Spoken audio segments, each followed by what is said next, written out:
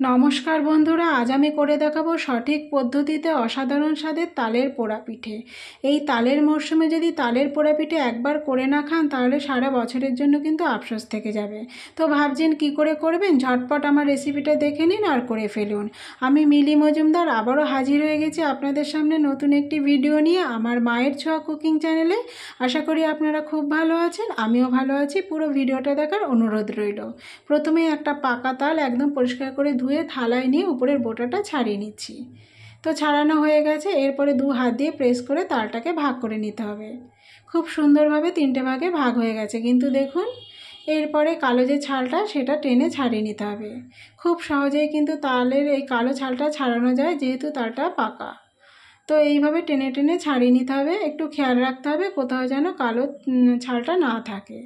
তো আমার প্রায় পুরোটাই পরিষ্কার হয়ে গেছে, দেখুন তেমন কোথাও আর কালো ছাল নেই।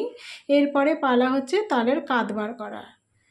তো এরপরে একটা গ্রেটার নিয়ে নিয়েছি, গ্রেটারটাকে একদম পরিষ্কার করে ধুয়ে নিয়েছি। নিয়ে তালের একটা অংশ আমি গ্রেটারের উপর নিয়ে নিচ্ছি। নিয়ে একটু প্রেস করে প্রেসার দিয়ে এইভাবে গ্রেট করতে হবে। তো এইভাবে গ্রেট করলেই দেখবেন নিচে কি সুন্দর তালের কাত বেরিয়ে আসছে। এইভাবে দেখুন, আমি দেখিয়ে দিচ্ছি, তালের কাত বেরিয়ে আসছে। তো আপনারা এইভাবে একদিন গ্রেট করে দেখবেন, তালের কাত খুব সহজেই বেরিয়ে আসবে, কোনো সমস্যা হবে না। তো এইভাবে আমি তালের প্রতিটা অংশ নিয়ে গ্রেট করে নেব। তো পুরো তালের কাতটা আমার বেরিয়ে এসছে। এবার এটা ছাঁকনির সাহায্যে ছেঁকে নেব। একটু ভেতরে আঁশ আছে, সেই আঁশটা পরিষ্কার করার জন্য। তো ছাঁকনিতে ছেঁকে একদম পরিষ্কার করে আমি তালের কাতটা নিয়ে এসেছি। এইবারে পালা হচ্ছে তালের পোড়া পিঠে বানানোর।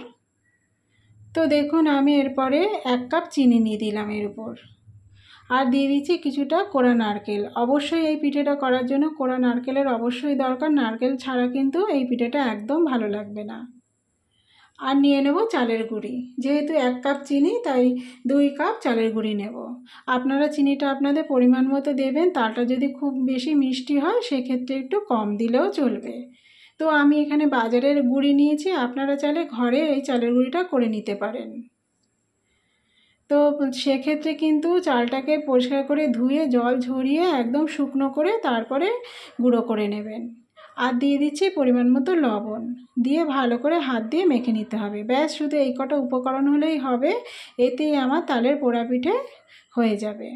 তো এইভাবে মেখে নিচ্ছি, কোনো জল টল কিছু দেবো না। এইভাবে সুন্দর করে আঠা আঠা করে মেখে নিতে হবে। দেখুন এইভাবে ঠিক একটু মেখে নিতে হবে। এরপরে পরের স্টেপে চলে যাব। মাখা হয়ে গেছে আমার ভালো করে। এরপরে একটা টিফিন বক্স নিয়ে নিয়েছি, নিয়ে একটু তেল দিয়ে ভালো করে তেলটা টিফিন বক্সের গায়ে ব্রাশ করে নিতে হবে। তো এইভাবে ভালো করে ব্রাশ করে নিচ্ছি। দেখুন ভালো করে ব্রাশ করা হয়ে গেলে এরপরে আমি এর উপর দেখুন একটা কাগজ দিয়ে দেবো, সাদা কাগজ। আমি এখানে খাতার পেজ নিয়েছি, আপনারা চাইলে কলা পাতা নিতে পারেন অথবা বাটার পেপারও নিতে পারেন। এইভাবে চেপে এর নিচে বসিয়ে দিলাম, দিয়ে আবারও একটু তেল উপর থেকে ব্রাশ করে দেব। এইভাবে ব্রাশ করে দিতে হবে। তো হয়ে গেছে দেখুন। এরপরে টিফিন বক্সের সাইডেও একটু কাগজ আমি দিয়ে দেব। এইভাবে সাইডে আমি কাগজ দিয়ে দিচ্ছি, দিয়ে আবার একটু তেল ব্রাশ করে নেব, অল্প করে তেল ব্রাশ করে নেব। তো দেখুন এইভাবে আমি তেল ব্রাশ করে নিলাম। এরপরে আমি ওই তালের এই ব্যাটারটা এর মধ্যে দিয়ে দেব। এইভাবে সুন্দর করে একটু ধৈর্য ধরে তালের ব্যাটারটা এর মধ্যে দিয়ে দিতে হবে। তো সবটাই আমি এখানে সুন্দর করে দিয়ে দেবো, একটু চেপে চেপে দেবো, আর সব সাইডটা যেন সমানভাবে দেওয়া হয়। তো দেখুন খুব সুন্দর করে দেওয়া হয়ে গেছে। এরপরে আমি গ্যাসটা ধরিয়ে দেবো। আমি এই পিঠেটা গ্যাসে করেই দেখাবো, কোনো উনুনে আমি এটা করব না। তো একটা বড় কড়াই নিয়েছি, কড়াইটাকে প্রথমে প্রিহিট করে নিতে হবে। তো একদম সুন্দরভাবে গরম হয়ে গেছে। এরপরে একটা ঝিক এর উপর আমি দিয়ে দিলাম। গ্যাসটা একদম হাইতে রাখতে হবে। দিয়ে এরপরে পালা হচ্ছে টিফিন বক্সটা বসানোর। টিফিন বক্সটা ভালো করে বসিয়ে দিলাম, দিয়ে একটা ঢাকনা দিয়ে চেপে এইভাবে 5 মিনিট হাইতে আমার একটু রেখে দিতে হবে। তো 5 মিনিট এই অবস্থাতেই রাখতে হবে। দেখুন 5 মিনিট হয়ে গেছে। এরপরে আমি দেখুন এর উপর আর একটা থালা চাপা দিয়ে দেব। তো দিয়ে দিলাম। এবারে গ্যাসটা মিডিয়াম থেকে লোতে, মিডিয়াম আর লোয়ের মাঝখানে আমি এখানে 40 মিনিটের জন্য রেখে দিয়েছি।